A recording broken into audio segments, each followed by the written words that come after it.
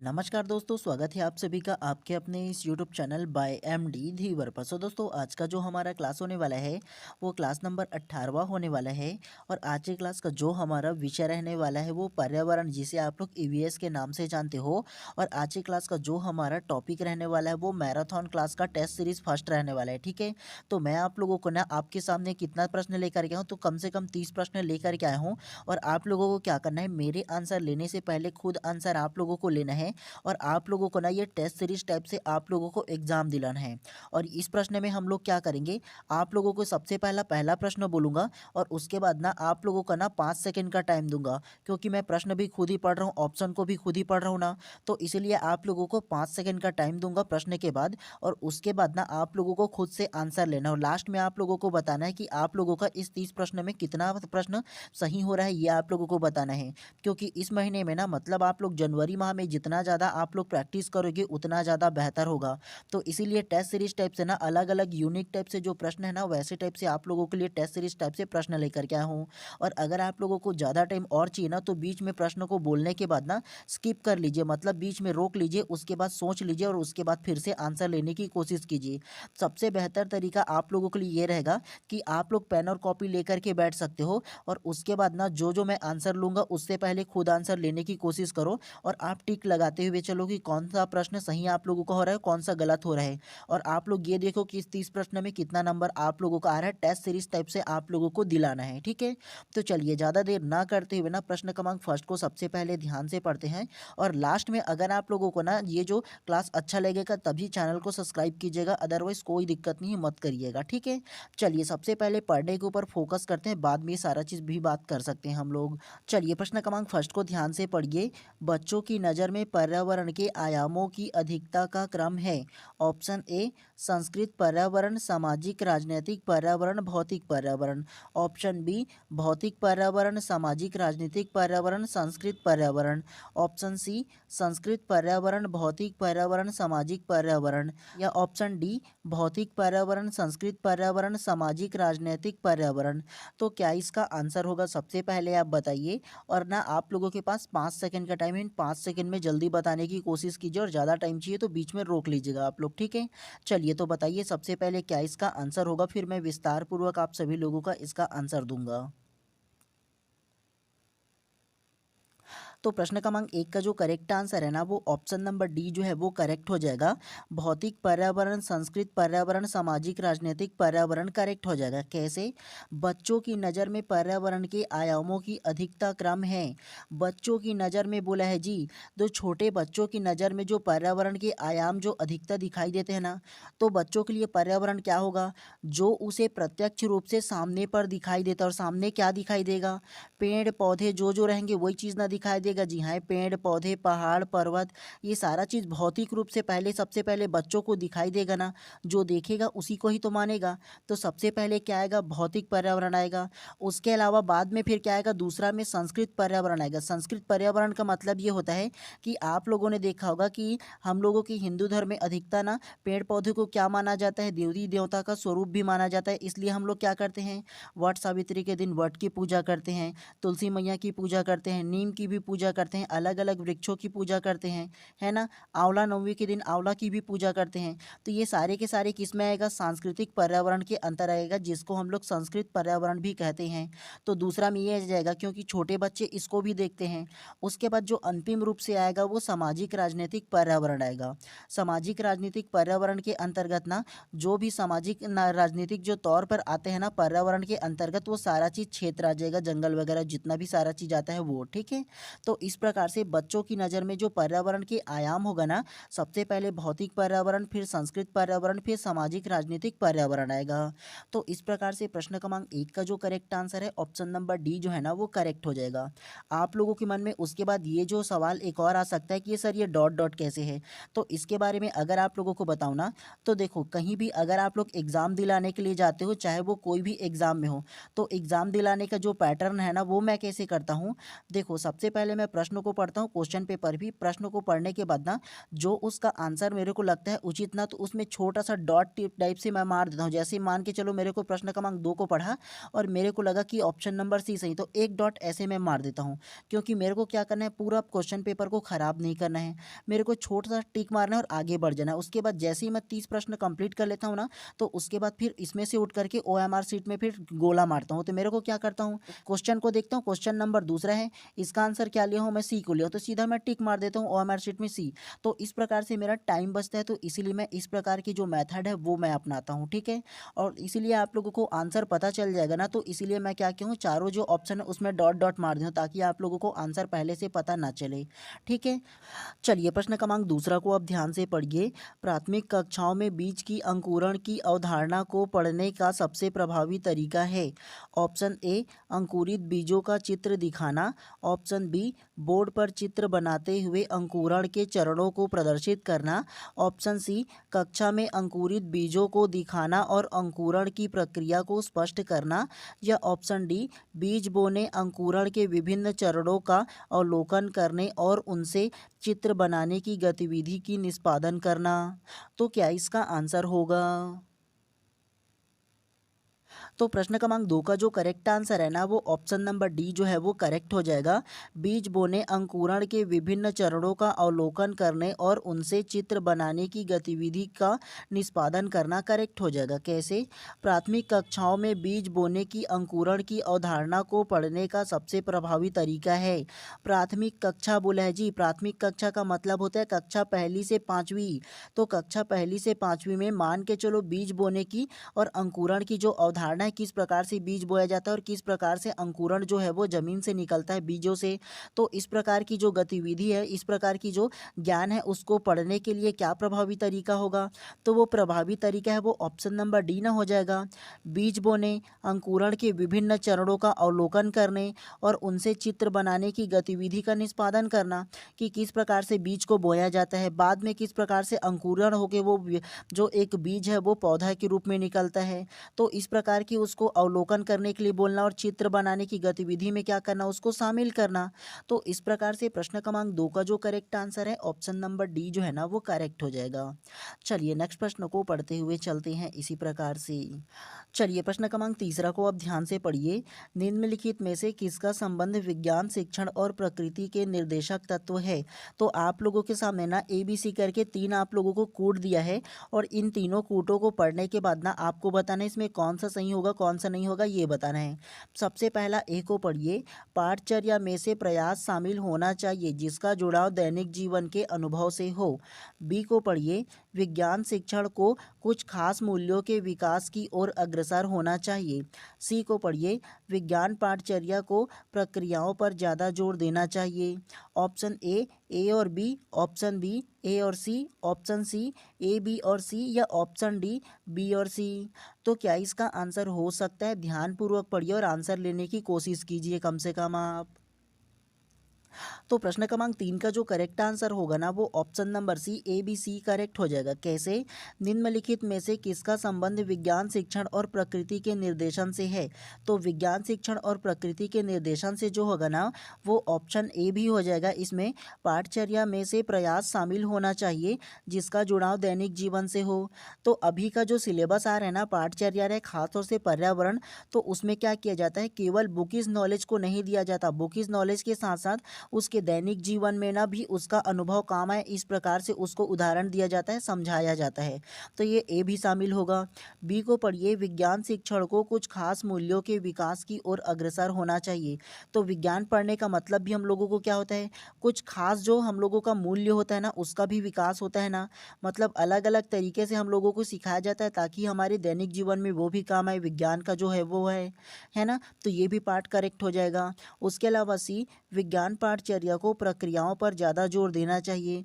तो अभी का जो विज्ञान पाठचर्या है, जो सिलेबस है, वो प्रक्रिया मतलब उसका प्रैक्टिकल वगैरह है उस पर ज़्यादा जोर देते हैं। तो इस प्रकार से प्रश्न क्रमांक 3 का जो करेक्ट आंसर होगा ना ऑप्शन नंबर ए, बी और सी का जो है ना वो करेक्ट हो जाएगा। ठीक है, चलिए नेक्स्ट प्रश्न को पढ़ते हुए चलते हैं इसी प्रकार से।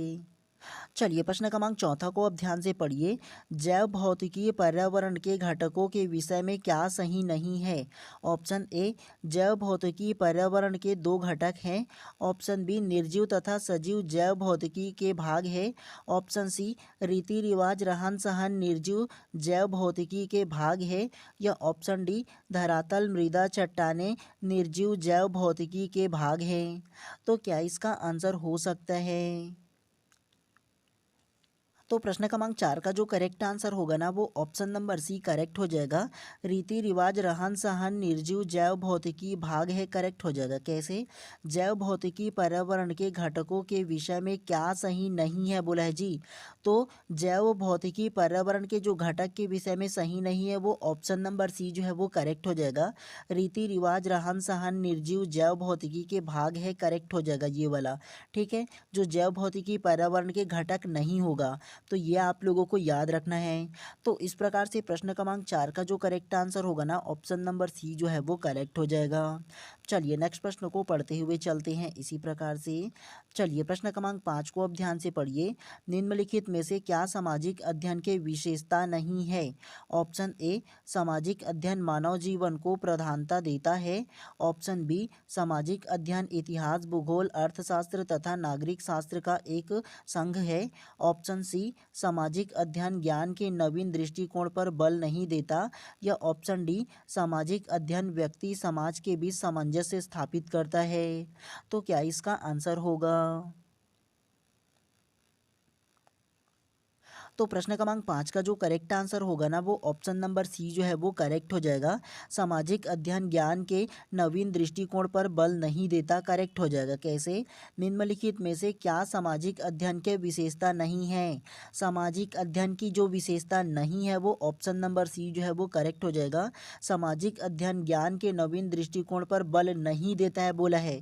और एक चीज़ आप लोग जान लो, खास तौर से ना आप लोगों का सी टेट का एग्ज़ाम हो या सी जी टेट का एग्ज़ाम, अगर प्रश्न निगेटिव बोला है तो आंसर भी आप लोगों को निगेटिव लेना है। प्रश्न में देखो नहीं बोला है ना, तो ये निगेटिव होगा। उसी प्रकार से आंसर में भी नहीं बोला है तो ये निगेटिव होगा। तो प्रश्न अगर निगेटिव बोला है तो आंसर भी आप लोगों को निगेटिव लेना है। उसके साथ साथ दूसरे तरीके से ये भी जान सकते हो, तो प्रश्न क्रमांक सी को पढ़ो दूसरा तरीका में। ठीक है, सामाजिक अध्ययन ज्ञान के नवीन दृष्टिकोण पर बल नहीं देता। तो बताओ आप, सामाजिक अध्ययन जब हम लोग पढ़ते हैं, मतलब सामाजिक विज्ञान मान के चलो पढ़ते हैं, तो वो हमको नया ज्ञान नहीं देता है क्या? देता है ना। तो ये इसमें देखो नहीं देता है बोला है, बल नहीं देता है, तो ये गलत हो जाएगा पूरी तरह से। तो इस प्रकार से प्रश्न क्रमांक 5 का जो करेक्ट आंसर होगा ना, ऑप्शन नंबर सी जो है वो करेक्ट हो जाएगा। चलिए नेक्स्ट प्रश्न को पढ़ते हुए चलते हैं इसी प्रकार से। चलिए प्रश्न क्रमांक 6वां को पढ़िए। रचनावादी ढंग से सीखने के चरण का सही क्रम है। पहला आप लोगों को पढ़ना है कार्य करने में खुद की मदद। दूसरा को पढ़िए, किसी कार्य को करने में ज़्यादा जानकार की मदद मिलती है। तीसरा को पढ़िए, इस प्रक्रिया का उपयोग अन्य गतिविधियों में किया जाता है। चौथा, कार्य सहज हो जाता है। Option A 1 2 3 4, option B 2 1 3 4, option C 2 1 4 3, या ऑप्शन डी 1 2 4 3। तो आप लोगों को ना इसको क्रम जमाना है, मतलब ना चरण बाई चरण आप लोगों को सही क्रम में जमाना है। ठीक है, इन चारों को। तो क्या इसका आंसर होगा बताइए सबसे पहले। तो प्रश्न क्रमांक 6 का जो करेक्ट आंसर है ना, वो ऑप्शन नंबर सी जो है वो करेक्ट हो जाएगा। 2 1 4 3 जो है वो करेक्ट हो जाएगा। कैसे? रचनावादी ढंग से सीखने के चरण का सही क्रम है। तो रचनावादी ढंग से जो सीखने का सही क्रम होगा ना, वो सबसे पहला दूसरा आ जाएगा, किसी कार्य को करने में ज़्यादा जानकार की मदद करना। मान के चलो आप लोगों को कोई काम दे दिया या कोई समस्या दे दिया आप लोगों को, तो सबसे पहले आप लोग क्या करोगे, इस समस्या पर या इस जो मैं आप लोगों को कार्य दिया हूँ उस कार्य पर सबसे पहले क्या करोगे, किसी कार्य को जानने वाले ज़्यादा जानकार की सबसे पहले आप मदद लोगे, सहायता लोगे ना। दूसरा में क्या करोगे, कार्य करने में खुद की मदद करोगे। उसके बाद जब जानकारी ले लिया और जानकारी लेने के बाद क्या करोगे, कार्य को करने में खुद की मदद करना, मतलब खुद एफर्ट करना होगा। उसके बाद क्या आएगा, तीसरा में कार्य सहज हो जाता है। जब आप ना दूसरों की मदद ले लोगे, उसके बाद खुद एफर्ट करोगे उस कार्य को करने के बाद, तो खुद को एफर्ट करोगे तो क्या होगा, कार्य सहज हो जाएगा। उसके बाद चौथा अंतिम रूप से क्या आएगा इसमें, इस प्रक्रिया का उपयोग अन्य गतिविधि में किया जाता है। मान के चलो मैं आप लोगों को कोई क्या दिया हूँ, कोई समस्या दिया हूँ या कोई कार्य दिया हूँ, तो उस कार्य को अंतिम रूप से आप क्या करोगे, जो आप उस कार्य को करने के बाद सीखोगे और सीखने के बाद वो जो आप लोगों के पास एक्सपीरियंस होगा, उस एक्सपीरियंस को क्या करोगे, अन्य गतिविधि को करने में क्या करोगे, उसका उपयोग करोगे। तो इस प्रकार से प्रश्न क्रमांक 6 का जो करेक्ट आंसर होगा ना, ऑप्शन नंबर सी जो है वो करेक्ट हो जाएगा। ठीक है, चलिए नेक्स्ट प्रश्न को पढ़ते हुए चलते हैं इसी प्रकार से। चलिए प्रश्न क्रमांक 7वां को ध्यान से पढ़िए। गतिविधि नहीं है। ऑप्शन ए रोचक, ऑप्शन बी सार्थक, ऑप्शन सी नकल उतारना या ऑप्शन डी चुनौती और सोचने की गुंजाइश। तो क्या इसका आंसर होगा? तो प्रश्न क्रमांक 7 का जो करेक्ट आंसर होगा ना, वो ऑप्शन नंबर सी नकल उतारना करेक्ट हो जाएगा। कैसे? गतिविधि नहीं है, तो गतिविधि जो नहीं है ना, वो नकल उतारना गतिविधि नहीं होगा, यह आप लोगों को याद रखना है। कैसे? तो देखो सबसे पहले इसमें बोला है गतिविधि नहीं है बोला है, तो किसी प्रकार की जो गतिविधि नहीं है, एक्टिविटी नहीं है ना, वो नकल उतारना गतिविधि के अंतर्गत नहीं आएगा। ठीक है, बाकी रोचक जो है वो भी गतिविधि हो जाएगा, सार्थक भी गतिविधि हो जाएगा, चुनौती और सोचने की गुंजाइश भी गतिविधि हो जाएगा। केवल है केवल नकल उतारना जो है ना, वो गतिविधि के अंतर्गत नहीं आएगा, तो ये आप लोगों को याद रखना है। चलिए नेक्स्ट प्रश्न को पढ़ते हुए चलते हैं इसी प्रकार से। चलिए प्रश्न क्रमांक 8वां को ध्यान से पढ़िए। पर्यावरण शिक्षण अधिगम प्रक्रिया में शिक्षक की भूमिका है। तो आप लोगों के सामने फिर से 4 कोड दे दिया गया है, तो ध्यान से पढ़िए। पहला सुविधा प्रदाता, दूसरा मार्गदर्शक, तीसरा जानकारी देने वाला और चौथा कुशल संवादकर्ता। उपरोक्त कथन का चुनाव करें। Option A 1 2 3, option B 1 2 4, option C 1 3 4 या ऑप्शन डी 1 3 4। तो क्या इसका आंसर हो सकता है? तो प्रश्न क्रमांक 8वां का जो करेक्ट आंसर है ना, वो ऑप्शन नंबर बी 1 2 4 जो है वो करेक्ट हो जाएगा। कैसे? पर्यावरण शिक्षण अधिगम प्रक्रिया में शिक्षक की भूमिका है। तो पर्यावरण पढ़ाने में ना जो शिक्षक की भूमिका है वो क्या क्या होगा, तो सबसे पहले सुविधा प्रदाता हो जाएगा, दूसरा जो होगा वो मार्गदर्शक हो जाएगा और उसके अलावा कुशल संवादकर्ता भी हो जाएगा। ठीक है, तो इस प्रकार से प्रश्न क्रमांक 8 का जो करेक्ट आंसर होगा ना, ऑप्शन नंबर बी जो है वो करेक्ट हो जाएगा। जानकारी देने वाला नहीं होगा, शिक्षक का काम केवल जानकारी देना नहीं होता है। ठीक है, सुविधा प्रदाता होता है, मार्गदर्शक होता है और कुशल संवादकर्ता भी होता है। तो सारे के सारे पॉजिटिव है, उसको आप लोगों को लेना है। ठीक है, क्योंकि प्रश्न पॉजिटिव बोला है तो आंसर भी पॉजिटिव लोगे ना जी। और आप लोगों के मन में एक सवाल ये आ सकता है कि सर सी वाला ऑप्शन और डी वाला ऑप्शन दोनों के दोनों सेम है, तो हम कंफ्यूज हो गए थे। जब ये आंसर ही नहीं है तो कंफ्यूज होने का मतलब ही क्या है? सबसे पहले आप लोगों को आंसर में फोकस करना है ना जी, ये जो प्रश्न दिया है उसके अनुसार, है ना। तो इस प्रकार से प्रश्न क्रमांक 8 का जो करेक्ट आंसर होगा, ऑप्शन नंबर बी जो है वो करेक्ट हो जाएगा। ठीक है, चलिए नेक्स्ट प्रश्न को पढ़ते हुए चलते हैं इसी प्रकार से। चलिए प्रश्न क्रमांक 9 को ध्यान से पढ़िए। किसी परितंत्र में तत्वों का चक्र कहलाता है। ऑप्शन ए जैव भू रासायनिक चक्र, ऑप्शन बी भूवैज्ञानिक चक्र, ऑप्शन सी रासायनिक चक्र या ऑप्शन डी भूतत्वीय चक्र। तो क्या इसका आंसर होगा? तो प्रश्न क्रमांक 9 का जो करेक्ट आंसर है ना, वो ऑप्शन नंबर ए जैव भू रासायनिक चक्र करेक्ट हो जाएगा। कैसे? किसी परितंत्र में तत्वों का चक्र कहलाता है, तो किसी परितंत्र में तत्वों का जो चक्र कहलाता है वो जैव भू रासायनिक चक्र कहलाता है, ये आप लोगों को याद रखना है। तो इस प्रकार से प्रश्न क्रमांक 9 का जो करेक्ट आंसर होगा, ऑप्शन नंबर ए जो है ना, वो करेक्ट हो जाएगा। चलिए नेक्स्ट प्रश्न को पढ़ते हुए चलते हैं। चलिए प्रश्न क्रमांक 10 को ध्यान से पढ़िए। विज्ञान में ज्ञान प्राप्ति के स्रोत है। ऑप्शन ए अवलोकन, ऑप्शन बी प्रयोग, ऑप्शन सी प्रकृति से अंतःक्रिया या ऑप्शन डी उपरोक्त सभी। तो क्या इसका आंसर होगा? तो प्रश्न क्रमांक 10 का जो करेक्ट आंसर है ना, वो ऑप्शन नंबर डी जो है वो करेक्ट हो जाएगा, उपरोक्त सभी। कैसे? विज्ञान में ज्ञान प्राप्ति के स्रोत हैं, तो विज्ञान विषय में ज्ञान प्राप्ति का जो स्रोत है वो अवलोकन के माध्यम से ज्ञान प्राप्त होता है, प्रयोग के माध्यम से भी होता है और प्रकृति से अंतःक्रिया से भी होता है। तो इस प्रकार से प्रश्न क्रमांक 10 का जो करेक्ट आंसर होगा, ऑप्शन नंबर डी उपरोक्त सभी करेक्ट हो जाएगा। चलिए नेक्स्ट प्रश्न को पढ़ते हुए चलते हैं। चलिए प्रश्न क्रमांक 11 को ध्यान से पढ़िए। कौशल मुख्यतः कितने प्रकार के होते हैं? Option A 1, option B 2, option C 3 या ऑप्शन डी 4। तो क्या इसका आंसर होगा? तो प्रश्न क्रमांक 11 का जो करेक्ट आंसर होगा वो ऑप्शन नंबर बी 2 करेक्ट हो जाएगा। कैसे? कौशल मुख्यतः कितने प्रकार के होते हैं? तो कौशल जो होते हैं ना वो 2 प्रकार के होते हैं, ये आप लोगों को याद रखना है। और कौन-कौन सा 2 प्रकार के कौशल होते हैं ये बताऊँ ना, तो सबसे पहले हार्ड स्किल होगा और दूसरा सॉफ्ट स्किल होगा। क्या? तो सबसे पहले हार्ड स्किल होगा और दूसरा सॉफ्ट स्किल होगा, जिसे हिंदी में क्या बोलेंगे हम लोग? सबसे पहला तकनीकी कौशल होगा और दूसरा व्यक्तिगत कौशल होगा या व्यक्तिगत गुण होगा। तो इस प्रकार से प्रश्न क्रमांक 11 का जो करेक्ट आंसर होगा ना ऑप्शन नंबर बी जो है वो करेक्ट हो जाएगा। वो कौशल कितने प्रकार के होते हैं? तो वो 2 प्रकार के होते हैं, ये आप लोगों को याद रखना है। ठीक है, चलिए नेक्स्ट प्रश्न को पढ़ते हुए चलते हैं इसी प्रकार से। चलिए प्रश्न क्रमांक 12 को अब ध्यान से पढ़िए। पर्यावरण के बारे में बच्चे कैसे सीखते हैं? ऑप्शन ए, बच्चे चीज़ों के साथ खेलकर यह जानने की कोशिश करते हैं कि वह उसके साथ क्या क्या कर सकते हैं। ऑप्शन बी, चीज़ों के साथ खोलकर अपनी शारीरिक क्षमताओं को टटोलते हैं। ऑप्शन सी, बच्चे नई चीज़ों को सीखने को उत्सुक रहते हैं। या ऑप्शन डी, उपरोक्त सभी। तो क्या इसका आंसर होगा?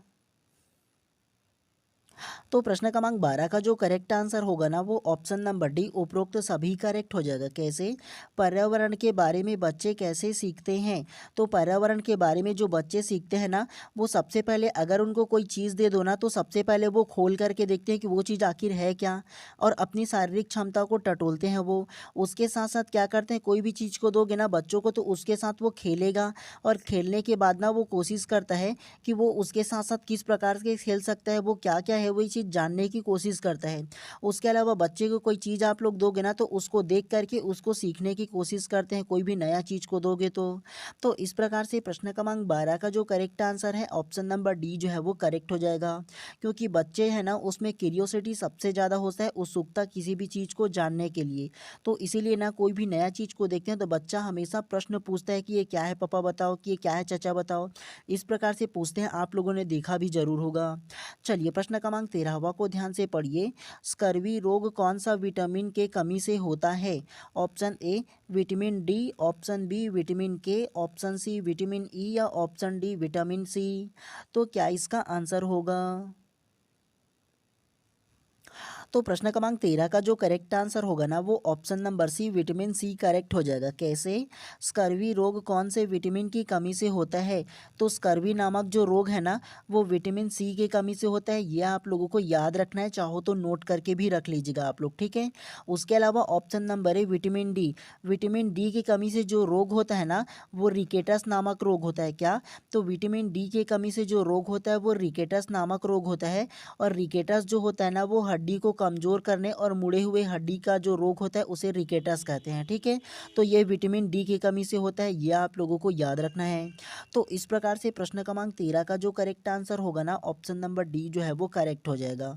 चलिए नेक्स्ट प्रश्न को पढ़ते हुए चलते हैं इसी प्रकार से। चलिए प्रश्न क्रमांक 14 को ध्यान से पढ़िए। आपके कक्षा तीसरी के पर्यावरण की कक्षा में दो बच्चे मेढकों के विषय में बात करके कक्षा में व्यवधान डाल रहे हैं, आप क्या करेंगे? ऑप्शन ए, आप भी उन बच्चों से मेढक के बारे में बात करेंगे।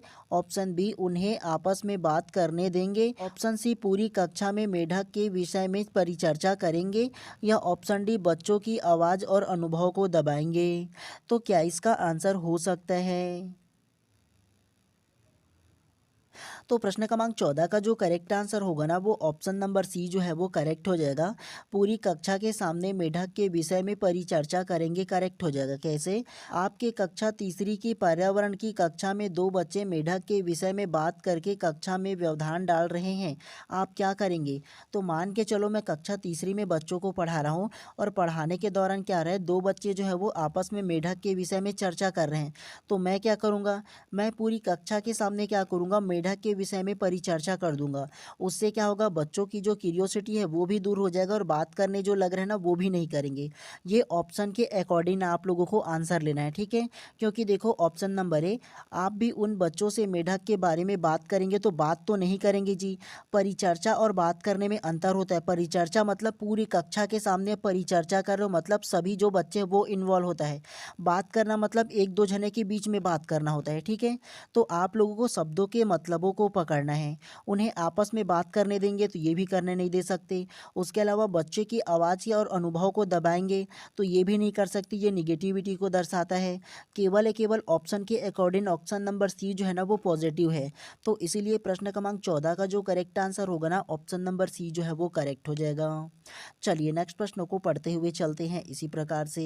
ये प्रश्न क्रमांक 15 को ध्यान से पढ़िए। सीखने की प्रक्रिया में अनोखी कक्षा कक्ष के गुण नहीं है। ऑप्शन ए छात्रों के पूर्व ज्ञान का उपयोग, ऑप्शन बी छात्रों के अनुभव पर जोर देना, ऑप्शन सी छात्रों के सैद्धांतिक ज्ञान पर जोर देना, या ऑप्शन डी छात्र के व्यवहारिक ज्ञान पर जोर देना। तो क्या इसका आंसर हो सकता है? तो प्रश्न क्रमांक 15 का जो करेक्ट आंसर है ना वो ऑप्शन नंबर सी जो है वो करेक्ट हो जाएगा। छात्र के सैद्धांतिक ज्ञान पर जोर देना करेक्ट हो जाएगा। कैसे? सीखने की प्रक्रिया में अनोखी कक्षा कक्ष के गुण नहीं है बोला है जी। तो सीखने की प्रक्रिया में जो अनोखी कक्षा कक्ष है ना उसका गुण जो नहीं होगा वो ऑप्शन नंबर सी हो जाएगा, छात्रों के सैद्धांतिक ज्ञान पर जोर देना। मतलब उसका जो ना सैद्धांतिक ज्ञान है, मतलब उसका जो चली आ रही रूढ़िवादिता पूरक अगर उनका जो ज्ञान है ना तो उस पे जोर देना ये नहीं होगा। ठीक है, जो गुण नहीं है बोला है तो ऑप्शन नंबर सी जो है वो करेक्ट हो जाएगा। उसके अलावा जो छात्रों को ना कक्षा कक्ष में सीखने पर क्या ध्यान देना चाहिए, तो वो छात्रों के पूर्व ज्ञान पर ध्यान देना चाहिए कि वो क्या जानता है क्या नहीं। छात्रों के अनुभव पर जोर देना चाहिए, उसके व्यवहारिक ज्ञान पर जोर देना चाहिए, मतलब उसका जो स्किल है ना व्यवहारिक उस पर जोर देना चाहिए। लेकिन सैद्धांतिक ज्ञान पर जोर नहीं देना चाहिए, यह आप लोगों को याद रखना है। चलिए नेक्स्ट प्रश्नों को पढ़ते हुए चलते हैं इसी प्रकार से।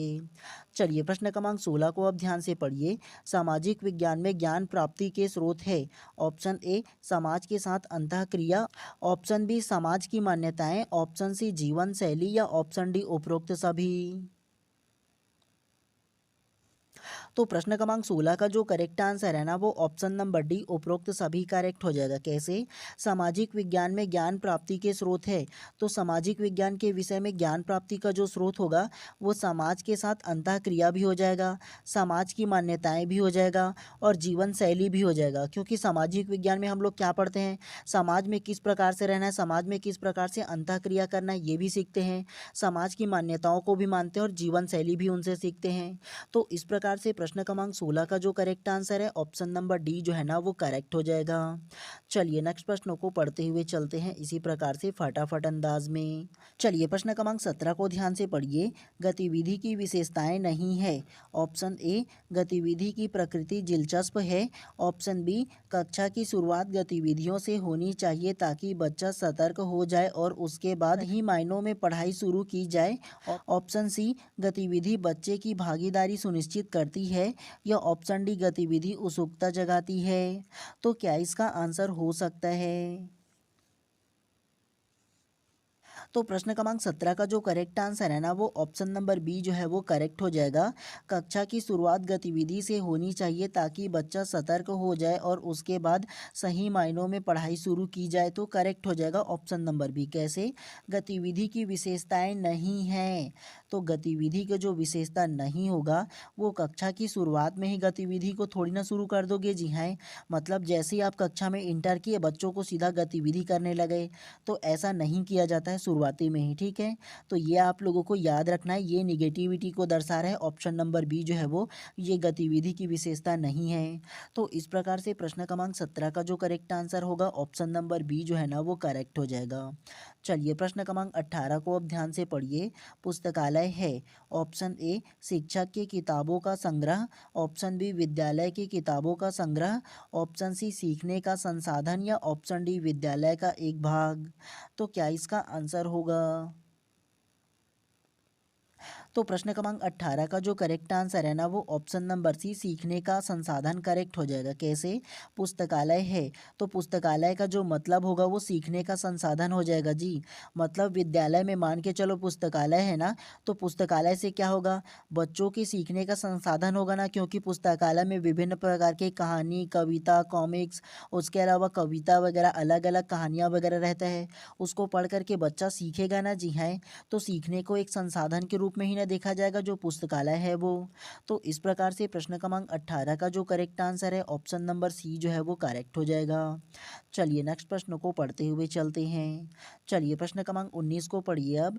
पर्यावरण अध्ययन के आवश्यक तत्व है। ऑप्शन ए संवेदनशीलता और अच्छी आदतों का निर्माण।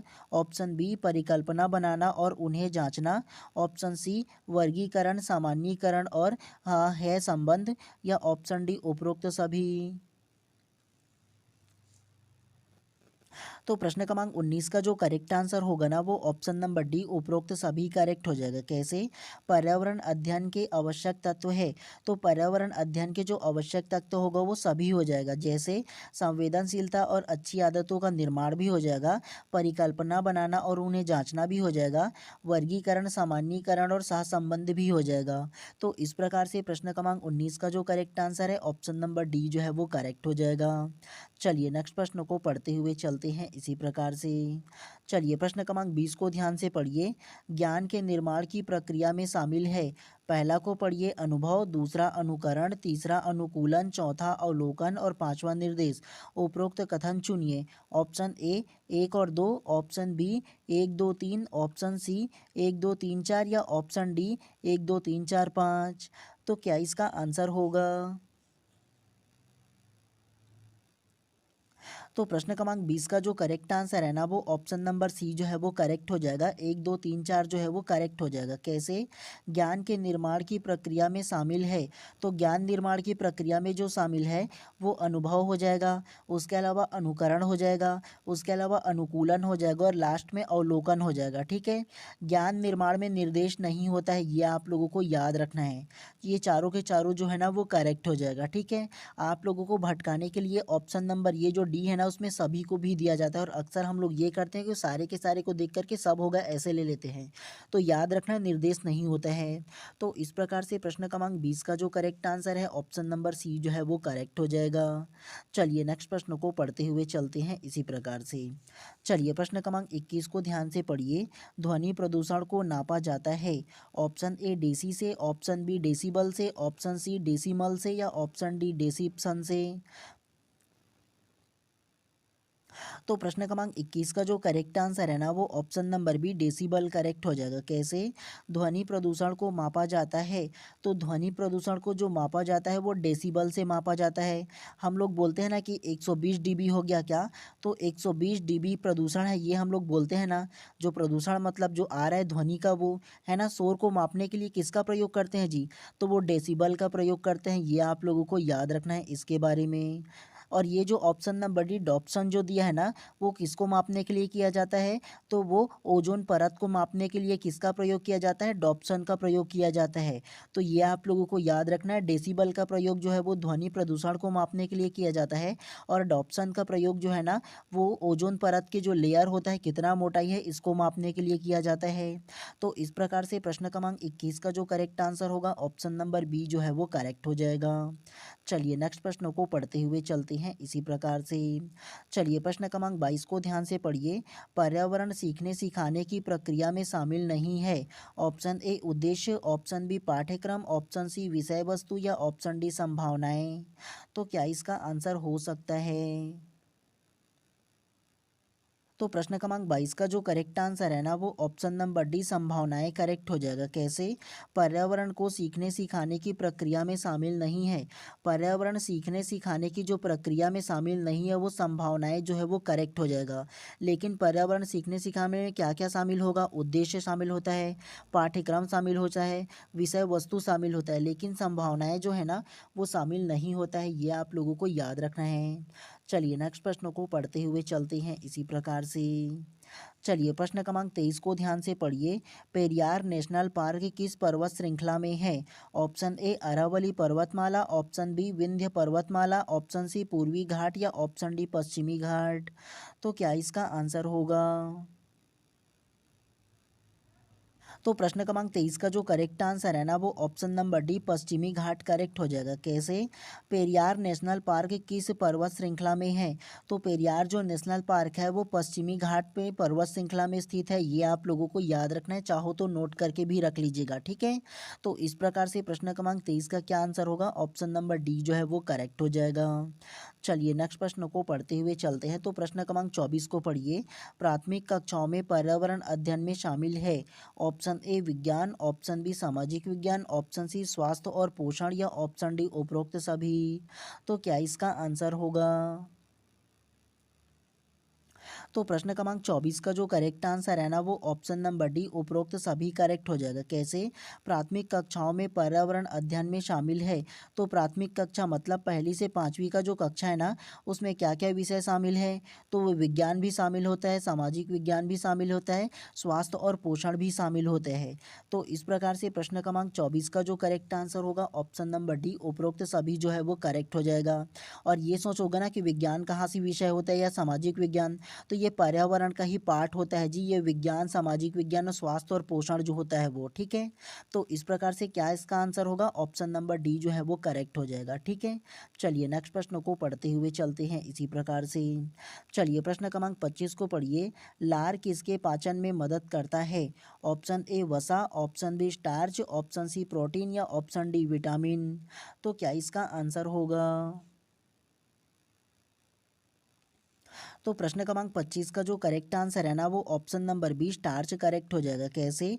लार किसके पाचन में मदद करता है? तो लार जो निकलता है ना वो स्टार्च के पाचन में मदद करता है। ये आप लोगों को याद रखना है, चाहो तो नोट करके भी रख लीजिएगा इस प्रकार के प्रश्नों को, ठीक है। तो इस प्रकार से क्या इसका आंसर होगा? ऑप्शन नंबर बी स्टार्च जो है वो करेक्ट हो जाएगा। चलिए प्रश्न क्रमांक 26 को अब ध्यान से पढ़िए। विज्ञान शिक्षण के मूल्य है ऑप्शन ए तर्क, ऑप्शन बी खुला दिमाग, ऑप्शन सी आलोचनात्मक या ऑप्शन डी उपरोक्त सभी। तो क्या इसका आंसर होगा? तो प्रश्न क्रमांक 26 का जो करेक्ट आंसर है ना वो ऑप्शन नंबर डी उपरोक्त सभी करेक्ट हो जाएगा। कैसे?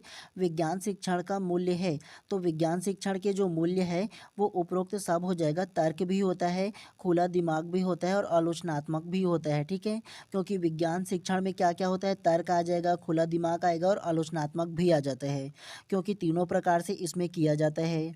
तो इस प्रकार से प्रश्न क्रमांक 26 का जो करेक्ट आंसर है ऑप्शन नंबर डी जो है वो करेक्ट हो जाएगा। चलिए नेक्स्ट प्रश्न को पढ़ते हुए चलते हैं इसी प्रकार से। चलिए प्रश्न क्रमांक 27 को पढ़िए अब। बच्चे पर्यावरण के विषय में क्या क्या जानते हैं, जांचने का तरीका नहीं है? ऑप्शन ए प्रश्नोत्तरी, ऑप्शन बी आगमन निगमन विधि, ऑप्शन सी अवलोकन सूची या ऑप्शन डी सर्वेक्षण। तो क्या इसका आंसर होगा? तो प्रश्न क्रमांक 27 का जो करेक्ट आंसर है ना वो ऑप्शन नंबर बी आगमन निगमन विधि करेक्ट हो जाएगा। कैसे? बच्चे पर्यावरण के विषय में क्या क्या जानते हैं, जांचने का तरीका नहीं है बोला है। तो जांचने का तरीका जो नहीं है ना वो आगमन निगमन विधि करेक्ट हो जाएगा। और आगमन निगमन विधि के बारे में आप लोगों को कई बार बता चुका हूँ अपने बाल विकास की क्लास में, ठीक है। आगमन विधि का मतलब ये होता है कि एक जो शिक्षक होता है ना वो जब छात्रों को पढ़ाने जाता है तो पढ़ाने से पहले, उस टॉपिक को पढ़ाने से पहले क्या करता है? सबसे पहले उस टॉपिक का क्या करता है? उदाहरण देता है। और उदाहरण देने के बाद फिर जो भी नियम कायदा कानून रूल रेगुलेशन ग्रामर होता है उसको जब बताता है ना तो वो आगमन विधि होता है। ठीक उसी प्रकार से निगमन विधि जो होता है उसका उल्टा होता है। निगमन विधि में क्या होता है? एक जो शिक्षक है जो टॉपिक को पढ़ाना होता है उस टॉपिक का सबसे पहले क्या करता है? जो नियम कायदा कानून रूल रेगुलेशन ग्रामर वगैरह होता है उसको पहले बताएगा और बाद में जब उदाहरण देगा ना तो वो निगमन विधि होता है, ठीक है। तो बच्चों के पर्यावरण के विषय में क्या क्या जानते हैं इसको जांचने का जो तरीका नहीं है ना वो आगमन निगमन विधि हो जाएगा। तो इसके माध्यम से कहाँ जांच पाएगा जी? ये तो पढ़ाने की विधि है ना। तो इस प्रकार से प्रश्न क्रमांक 27 का जो करेक्ट आंसर है ऑप्शन नंबर बी जो है वो करेक्ट हो जाएगा। चलिए नेक्स्ट प्रश्न को पढ़ते हुए चलते हैं। तो प्रश्न क्रमांक 28 को पढ़िए। परिवार कितने प्रकार के होते हैं? Option A 1, option B 2, option C 3 या ऑप्शन डी 4। तो प्रश्न क्रमांक 28 का जो करेक्ट आंसर होगा ना वो ऑप्शन नंबर बी 2 करेक्ट हो जाएगा। कैसे? परिवार कितने प्रकार के होते हैं? तो परिवार जो होता है ना वो केवल 2 प्रकार के होता है। कौन कौन सा? तो सबसे पहले एकल परिवार होता है और दूसरा जो होता है वो संयुक्त परिवार होता है। क्या? तो सबसे पहले परिवार जो होता है वो एकल परिवार होता है और संयुक्त परिवार होता है। एकल परिवार का मतलब होता है केवल एक पीढ़ी का जो लोग होते हैं ना वो रहते हैं इसमें। मान के चलो ना माता पिता होगा और उसके बच्चे होंगे। क्या? तो लगभग इसमें ना 1 से 2 पीढ़ी के जो बच्चे हैं वो रहते हैं, मतलब जो लोग हैं वो रहते हैं, इसे एकल परिवार कहेंगे। और संयुक्त परिवार का मतलब ये होता है कि उसमें दादा दादी, उसके बच्चा और उसका नाती पोता जो होगा ना वो 3 से 4 पीढ़ी एक साथ रहते हैं और एक ही साथ खाते हैं। तो इस प्रकार के परिवार को संयुक्त परिवार कहते हैं। तो इस प्रकार से प्रश्न क्रमांक 28 का जो करेक्ट आंसर होगा ऑप्शन नंबर बी जो है ना वो करेक्ट हो जाएगा। 2 परिवार केवल 2 ही प्रकार के होते हैं, एकल परिवार और संयुक्त परिवार। चलिए प्रश्न क्रमांक 29 को ध्यान से पढ़िए। पर्यावरण के घटकों की अंतःक्रियाएं हैं। ऑप्शन ए सजीव और निर्जीव घटकों के मध्य अंतःक्रिया। ऑप्शन बी विभिन्न प्राणियों के मध्य अंतःक्रिया। ऑप्शन सी सामाजिक सांस्कृतिक पर्यावरण के बीच अंतःक्रिया। या ऑप्शन डी उपरोक्त सभी। तो प्रश्न क्रमांक 29 का जो करेक्ट आंसर होगा ना वो ऑप्शन नंबर डी उपरोक्त सभी करेक्ट हो जाएगा। कैसे? पर्यावरण के घटकों की अंतःक्रियाएं हैं। तो पर्यावरण में जो जो घटक है उसकी अंतःक्रिया जो होगा वो सजीव और निर्जीव घटकों के मध्य अंतःक्रिया भी होता है, विभिन्न प्राणियों के मध्य अंतःक्रिया भी होता है और सामाजिक सांस्कृतिक पर्यावरण के बीच अंतःक्रिया भी होता है। तो इस प्रकार से प्रश्न क्रमांक 29 का जो करेक्ट आंसर होगा ऑप्शन नंबर डी जो है ना वो करेक्ट हो जाएगा। चलिए आज की क्लास के अंतिम प्रश्न को ध्यानपूर्वक पढ़ते हुए चलते हैं। तो आप लोगों के लिए ना एक कूट प्रश्न है तो इसको भी ध्यान से पढ़िएगा। प्रश्न क्रमांक 30 को पढ़िए। पियाजे ने बच्चों के पर्यावरण के प्रति दृष्टिकोण को किन किन चरणों में विभाजित किया है? तो आप लोगों के सामने ना 4 अलग अलग चरण दिया है। सबसे पहला चरण प्रथम मानव निर्मित, चरण दूसरा प्राकृतिक तथा मानव निर्मित, चरण तीसरा प्रकृति और चरण चौथा सांस्कृतिक। उपरोक्त कथन चुनिए। ऑप्शन ए 1, ऑप्शन बी 1 और 2, ऑप्शन सी 1 और 2 और 3 या ऑप्शन डी 1 2 3 और 4। तो क्या इसका आंसर हो सकता है? तो प्रश्न क्रमांक 30 का जो करेक्ट आंसर होगा ना वो ऑप्शन नंबर सी 1 2 और 3 जो है वो करेक्ट हो जाएगा। कैसे? पियाजे ने पर्यावरण के प्रति दृष्टिकोण को किन किन चरणों में विभाजित किया है? तो पियाजे के अनुसार जो विभाजित किया उन्होंने ना, तो उन्होंने प्रथम चरण, द्वितीय चरण और तृतीय चरण में बांटा है। प्रथम चरण जो है वो मानव निर्मित है, द्वितीय चरण जो है वो प्रकृति तथा मानव निर्मित होगा और तृतीय चरण जो है वो प्रकृति हो जाएगा। तो ये 3 चरणों में बांटा है पियाजे ने, ये आप लोगों को याद रखना है पर्यावरण की जो दृष्टिकोण है उनको। तो इस प्रकार से प्रश्न क्रमांक 30 का जो करेक्ट आंसर होगा ऑप्शन नंबर सी जो है वो करेक्ट हो जाएगा। तो चलिए आज की इस क्लास को यहीं पर समाप्त कर देते हैं और अगर आप लोग चैनल पे नए होंगे तो चैनल को भी सब्सक्राइब कर देना और बेल आइकन को दबा देना, ताकि इसी प्रकार से ना मैं जब भी क्लास लेकर आऊँ तो प्रॉपर टाइम पे आप लोगों का जो मैराथन क्लास है वो मिल पाए और आप अपनी तैयारी अच्छे तरीके से कर पाओ। तो इसीलिए ज़्यादा ज़रूरी है कि आप चैनल को सब्सक्राइब कर दें। ठीक है, चलिए मिलते हैं इसी प्रकार से नेक्स्ट क्लास में। आप सभी लोगों का दिन शुभ एवं मंगलमय हो।